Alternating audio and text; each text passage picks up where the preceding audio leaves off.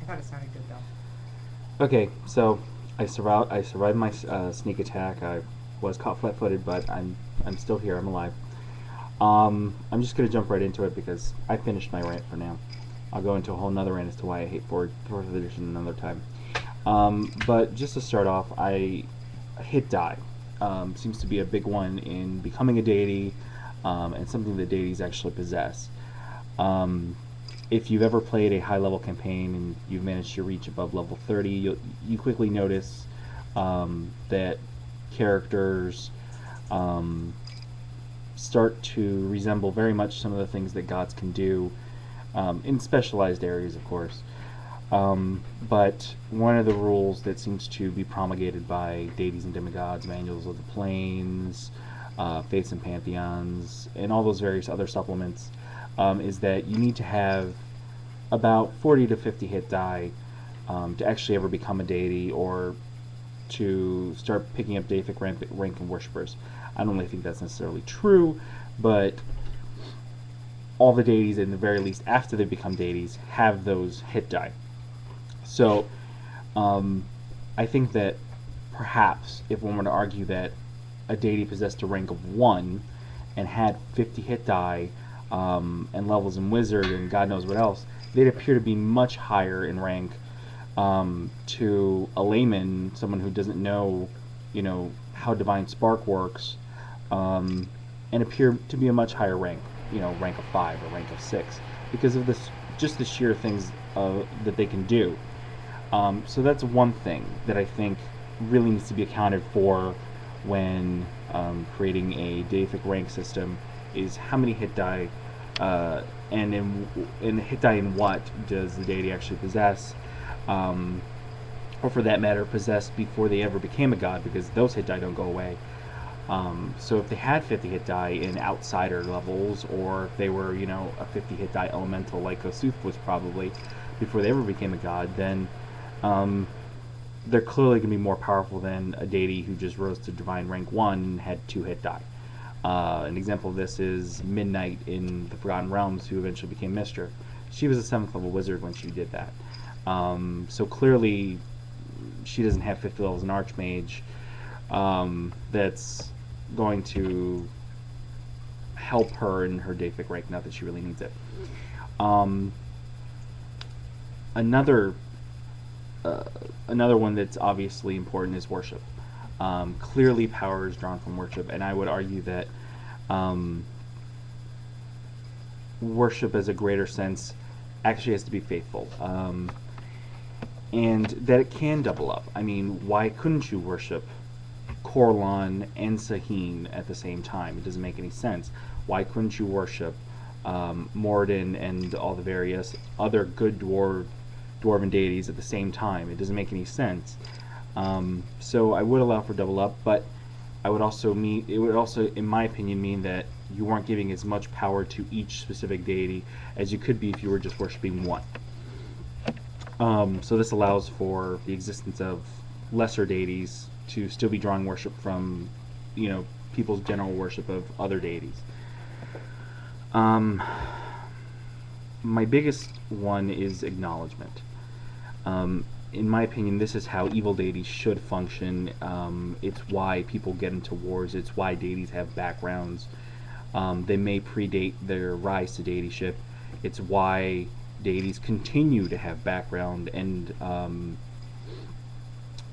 change the way they do things and change alliances and so forth. Acknowledgement is big. In my opinion, acknowledgement is a lesser form of worship. So the effect of which is that if your deity is Zeus, just to use a real life pantheon, Zeus fought the Titans. Um, people didn't worship the Titans afterwards, but they still remained powerful. Why?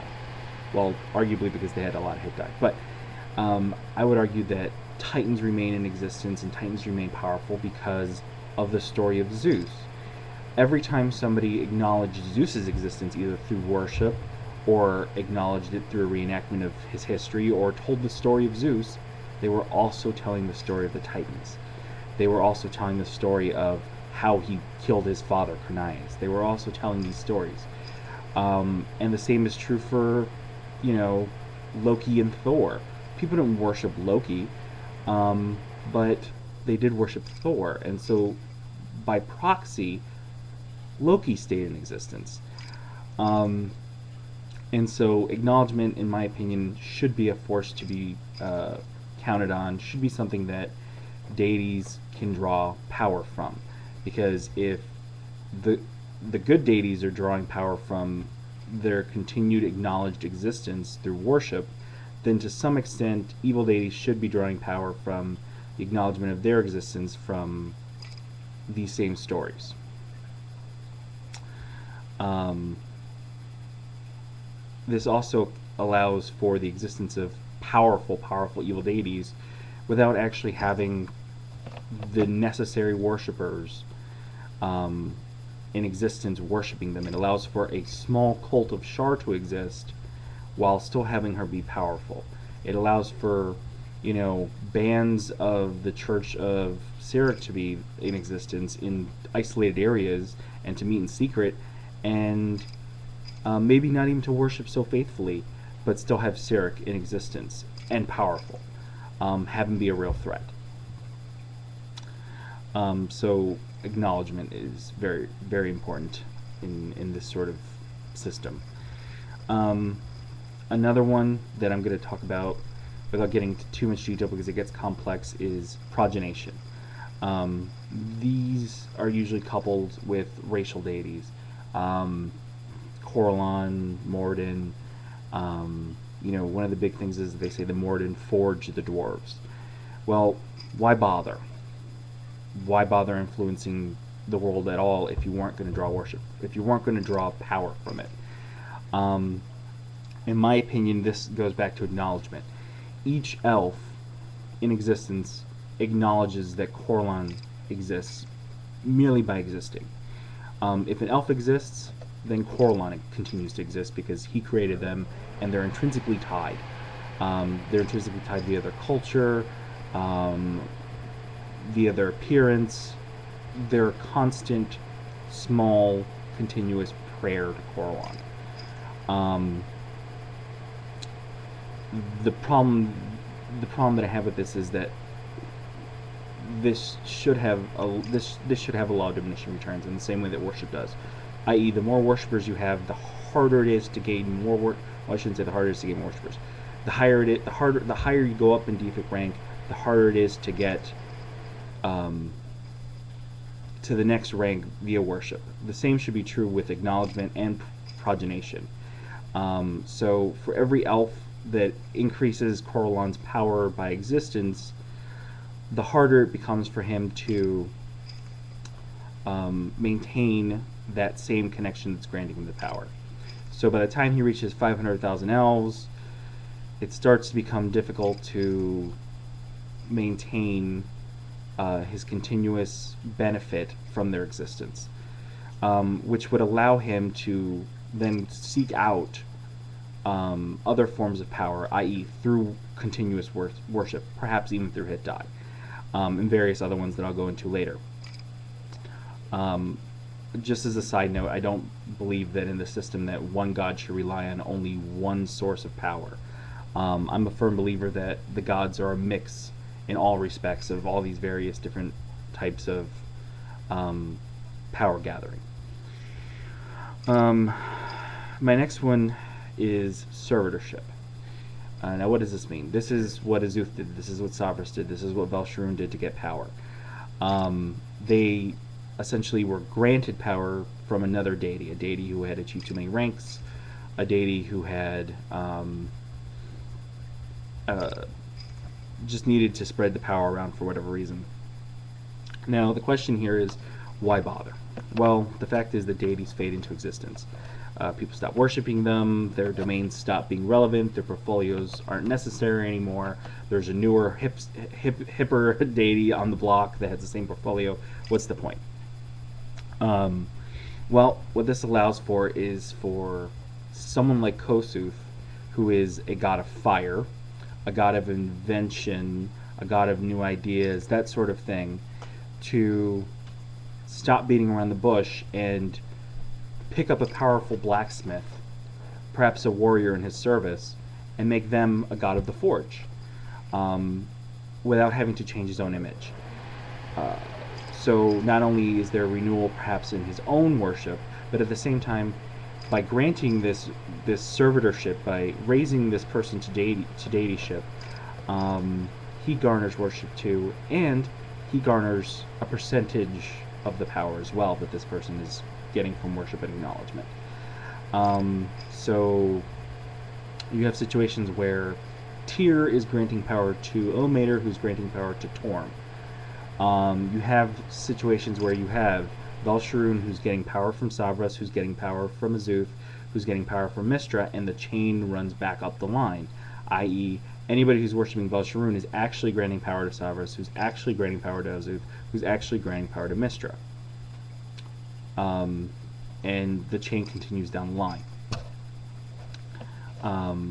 Just by percentage. It's sort of like a screwed up pyramid scheme for gods. Which leads me to my next form of getting power, absorption. Now, there's always that deity who eats another deity, who kills another deity. Illustri did it recently at the close of 3.5 Forgotten Realms. She killed Vahirun and absorbed his entire portfolios and absorbed all of his worship. Shar has done it a few dozen times to lesser deities. Cyric did it, at least tried to do it, and caused the spell plague. The problem with absorption is that it has to be done properly. You have to have a related domain in order to do it. If you try and absorb a domain that is contrary to one of your own, you could not only indelibly change your image to your previous set of worshippers, but you could cause a severe conflict in your church and in the deity itself, which is what actually did Illustrian. She attempted to absorb the Vahirun worshippers, who, quite frankly, are evil and she's not, cause a severe problem. Another form of absorption is when a deity actually absorbs a servitor deity. So if you're a servitor deity and your higher up isn't very reliable, or for that matter very trustworthy, you might want to consider not serving them or finding someone else. There's nothing to stop Savras from turning around and one day pulling the plug on Velsharoon, and then appearing to all of his clergy and saying, "Oh no, it was me all along, switch your worship." And suddenly he's absorbing all the power directly. This actually happened with the deity of Amantor and Lothander. Lothander arose within the Forgotten Realms as a deity of the sun. He was a new deity, so forth and so on. He appeared to clergy, set up a whole church, and then, bam! One day he's Amantor risen again. Just like that. Which begs the question, was Lothander really Amantor all along, just using a different name, or was Amantor biding his time until he could absorb Lothander appropriately and step up? Shar is also sort of infamous for doing this with various deities that died during the time of trouble, and then pulling in their portfolios and worshippers and converting them and so forth and so on. Finder Wilverspurn has done it. Another big name is Asmodeus, who recently did it in Forgotten Realms 3.5 to 4 conversion, when he actually ate Azuth and became a deity. I'm running low on time again, so I'm going to have to stop here. I've got a couple of more things to discuss, and it looks like there's going to be a part 3 to this. Stick around, folks.